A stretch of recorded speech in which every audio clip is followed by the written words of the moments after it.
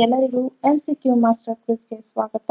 ಇಂದಿನ ಮೊದಲಿನ ಪ್ರಶ್ನೆ, ಇತ್ತೀಚೆಗೆ ಸುದ್ದಿಯಲ್ಲಿದ್ದ blue and white flycatcher ಎಂಬ ಅಪರೂಪದ ವಲಸೆ ಹಕ್ಕಿ ಭಾರತದ ಯಾವ ರಾಜ್ಯದಲ್ಲಿ ಕಾಣಿಸಿಕೊಂಡಿದೆ? ಉತ್ತರ ಗುಜರಾತ್.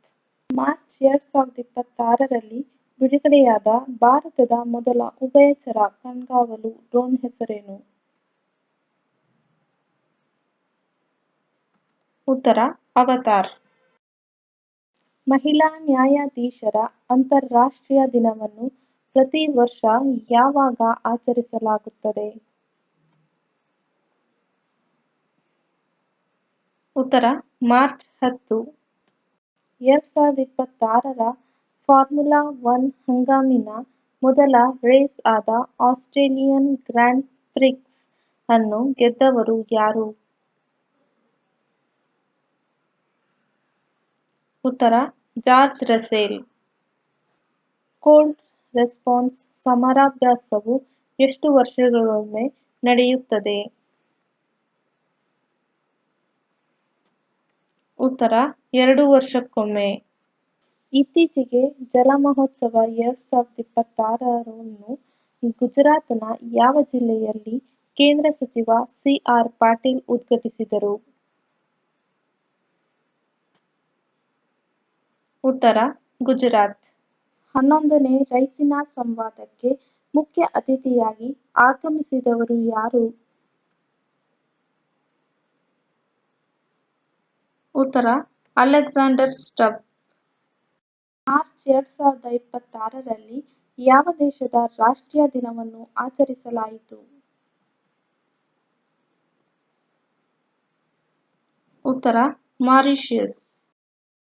ಹುರುನ್ ಗ್ಲೋಬಲ್ ರಿಚ್ ಲಿಸ್ಟ್ 2026ರ ಪ್ರಕಾರ ಭಾರತದ ಅತ್ಯಂತ ಶ್ರೀಮಂತ ವ್ಯಕ್ತಿ ಯಾರು?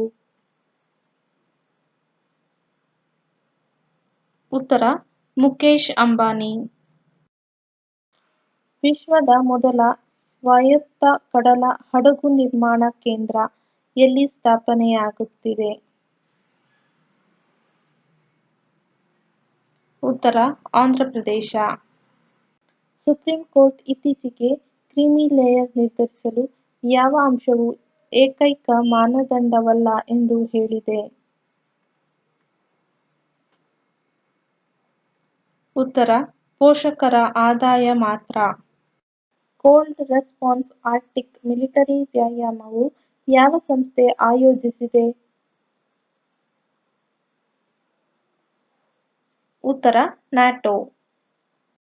ಇತ್ತೀಚೆಗೆ ಸುದ್ದಿಯಲ್ಲಿದ್ದ ನಿಂಗ್ಬೋ ಜೌಶಾನ್ ಬಂದರು ಯಾವ ದೇಶದಲ್ಲಿದೆ? ಉತ್ತರ ಚೀನಾ.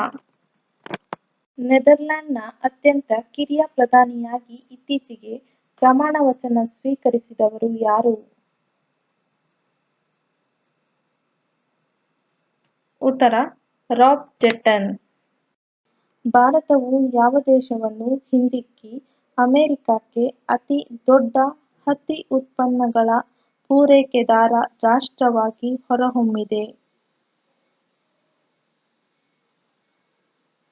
ಉತ್ತರ ಚೀನಾ. ಸಿ. ಅಭಿವೃದ್ಧಿಪಡಿಸಿದ ಯಾವ ಸಾಧನಕ್ಕೆ ಮೊಬೈಲ್ ವರ್ಲ್ಡ್ ಕಾಂಗ್ರೆಸ್ 2026ರಲ್ಲಿ ಜಾಗತಿಕ ಮನ್ನಣೆ ಸಿಕ್ಕಿದೆ? ಉತ್ತರ AI ಆಧಾರಿತ ವಂಚನೆ ಪತ್ತೆ ಸಾಧನ.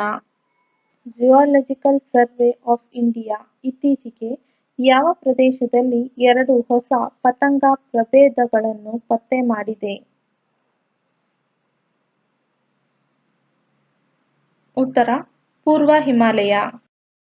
ಇತ್ತೀಚೆಗೆ ಸುದ್ದಿಯಲ್ಲಿದ್ದ INS ತ್ರಿಕಂಡ್ ಯಾವ ವರ್ಗದ ಯುದ್ಧ ನೌಕೆಯಾಗಿದೆ? ಉತ್ತರ ತಲ್ವಾರ್ ವರ್ಗದ ಫ್ರಿಗೇಟ್.